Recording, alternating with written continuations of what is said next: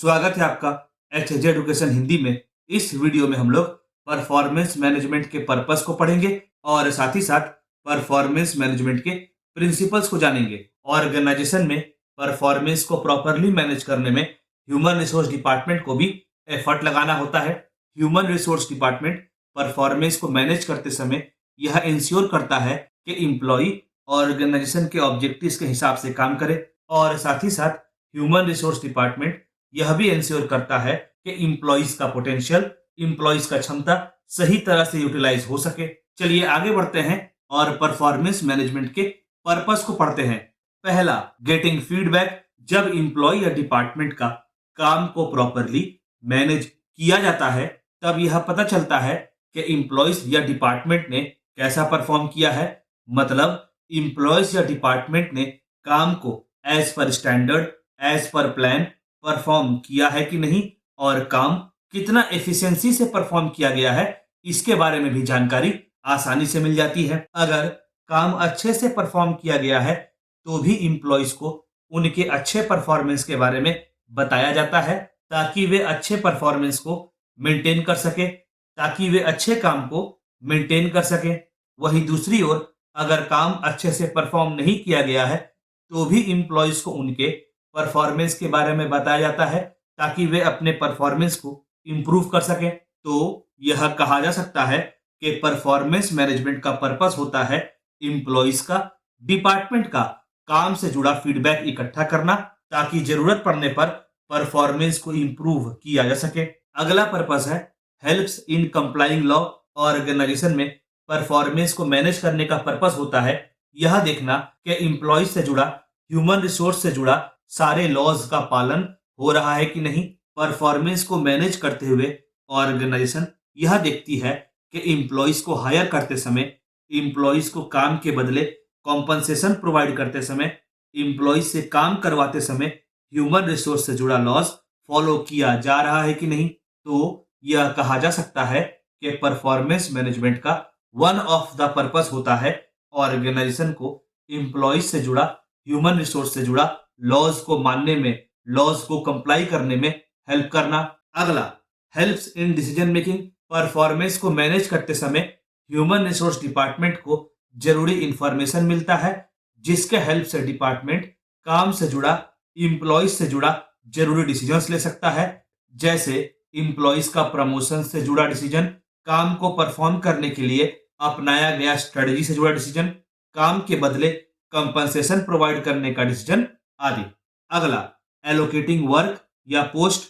Performance को manage करने का पर्पस होता है इम्प्लॉयज का काम से जुड़ा स्किल, नॉलेज और एक्सपर्टीज के बारे में जानकारी इकट्ठा करना। जब मैनेजर या ह्यूमन रिसोर्स डिपार्टमेंट को इम्प्लॉयज का स्किल, नॉलेज और एक्सपर्टीज के बारे में जानकारी होता है तो इम्प्लॉयज को काम अलॉट करना, पोस्ट अलॉट करना आसान हो जाता है।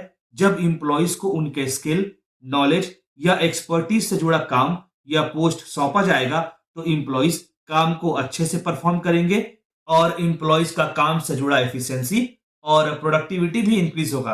अगला, सॉल्विंग इश्यूज। ऑर्गेनाइजेशन में अलग अलग प्रकार के इम्प्लॉयज काम करते हैं। अलग अलग इम्प्लॉयज का थॉट्स, काम के प्रति एटीट्यूड, काम के प्रति अप्रोच अलग अलग होता है। तो काम को परफॉर्म करने के दौरान वर्क प्लेस में इम्प्लॉयज के बीच में इश्यूज डेवलप हो सकता है, काम से जुड़ा कन्फ्लिक्ट अराइज हो सकता है। तो परफॉर्मेंस को मैनेज करने का वन ऑफ द पर्पस होता है ऐसे किसी भी कन्फ्लिक्ट के बारे में इंफॉर्मेशन इकट्ठा करना और उन्हें सॉल्व करने का प्रयास करना ताकि इम्प्लॉयज के बीच में कन्फ्लिक्ट खत्म हो सके, कोऑर्डिनेशन और टीम स्पिरिट की भावना डेवलप हो सके। अगला, guiding the process of appraisal. Performance को मैनेज करने का पर्पस होता है यह पता लगाना कि कौन से इम्प्लॉय ने अपने काम को बहुत अच्छे से परफॉर्म किया है, कौन सा इम्प्लॉय काम को एवरेज लेवल पर परफॉर्म किया है और कौन सा इम्प्लॉय काम को बेहतर तरह से परफॉर्म नहीं कर पाया है। इससे बेस्ट इम्प्लॉयज को काम से जुड़ा अप्रेजल प्रोवाइड करने में आसानी होती है और लेस परफॉर्मिंग इम्प्लॉयज को आइडेंटिफाई करने में आसानी होती है ताकि उन्हें काम से जुड़ा ट्रेनिंग प्रोवाइड किया जा सके ताकि लेस परफॉर्मिंग एम्प्लॉयज भी अपने काम को इंप्रूव कर सके। अगला पर्पस है हेल्प्स इन प्रॉपर कम्युनिकेशन। जब परफॉर्मेंस को मैनेज किया जाता है, काम से जुड़ा कम्युनिकेशन स्टैब्लिश किया जाता है ताकि एम्प्लॉइज के बीच में कोऑर्डिनेशन बना रहे, तो इससे काम में ट्रांसपेरेंसी बढ़ती है और रिसोर्सेस का भी वेस्टेज कम होता है। अगला, सेटिंग अकाउंटेबिलिटी।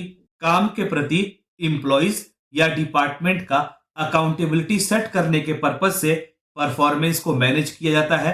परफॉर्मेंस को मैनेज करते समय यह तय किया जा सकता है कि कौन सा काम कौन सा एम्प्लॉय या कौन सा डिपार्टमेंट परफॉर्म करेगा। इससे काम से जुड़ा अकाउंटेबिलिटी को तय करना, काम से जुड़ा अकाउंटेबिलिटी को एस्टेब्लिश करना आसान हो जाता है। अगला, ethics and work culture. Performance को मैनेज करने का वन ऑफ द पर्पस यह भी होता है कि एम्प्लॉइज के अंदर काम से जुड़ा एथिक्स, वैल्यूज को डेवलप कराया जा सके ताकि एम्प्लॉइज काम को एथिकल तरह से परफॉर्म कर सके और एम्प्लॉइज के अंदर वर्क कल्चर डेवलप हो। मतलब एम्प्लॉइज के अंदर ऑर्गेनाइजेशन के लिए, दूसरे एम्प्लॉइज के लिए पॉजिटिव एटीट्यूड और पॉजिटिव बिहेवियर डेवलप हो। अच्छा, कुछ ऐसे प्रिंसिपल्स होते हैं जो परफॉर्मेंस मैनेजमेंट के प्रोसेस को गाइडेंस प्रोवाइड करते हैं। तो चलिए परफॉर्मेंस मैनेजमेंट के कुछ प्रिंसिपल्स को पढ़ते हैं। पहला, ट्रांसपेरेंसी। परफॉर्मेंस मैनेजमेंट के प्रोसेस में ट्रांसपेरेंसी होना चाहिए। परफॉर्मेंस मैनेजमेंट से जुड़े प्लानिंग करते समय, काम को अलॉट करते समय, एम्प्लॉइज को ट्रेनिंग प्रोवाइड करते समय ट्रांसपेरेंसी होना बहुत जरूरी होता है। जब काम में ट्रांसपेरेंसी होगा तो एम्प्लॉइज का मैनेजर पर और मैनेजमेंट पर भरोसा बढ़ेगा, जिससे एम्प्लॉय का काम के प्रति डेडिकेशन इंक्रीज होगा। अगला, scope of participation. Performance management का प्रोसेस को इस तरह से डेवलप करना चाहिए ताकि सारे एम्प्लॉइज का पार्टिसिपेशन का स्कोप हो, सारे एम्प्लॉइज मिलकर काम कर सके। जब सारे एम्प्लॉइज मिलकर काम करेंगे तो एम्प्लॉइज के बीच में कोऑर्डिनेशन बढ़ता है, एम्प्लॉइज का काम से जुड़ा एफिशिएंसी बढ़ता है और काम का समय पे कंप्लीट होने का चांसेस बढ़ जाता है। अगला प्रिंसिपल है goals of the organisation. Performance management का प्रोसेस को इस तरह से डिजाइन करना चाहिए जिससे परफॉर्मेंस को सही से परफॉर्म किया जा सके, प्लान्स के हिसाब से परफॉर्म किया जा सके ताकि ऑर्गेनाइजेशन अपने गोल्स को अचीव कर सके। अगला प्रिंसिपल है क्लैरिटी। परफॉर्मेंस मैनेजमेंट के प्रोसेस को फ्रेम करते समय इस बात का ध्यान रखना चाहिए कि प्रोसेस कंफ्यूजन ना क्रिएट करे।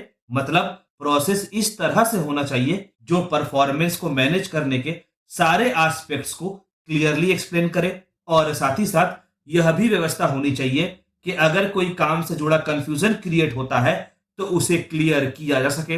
अगला प्रिंसिपल है अंडरस्टैंडेबल। परफॉर्मेंस मैनेजमेंट का प्रोसेस सबको समझ आना चाहिए। ऐसा ना हो कि एम्प्लॉइज को परफॉर्मेंस मैनेजमेंट का प्रोसेस समझ ही ना आए।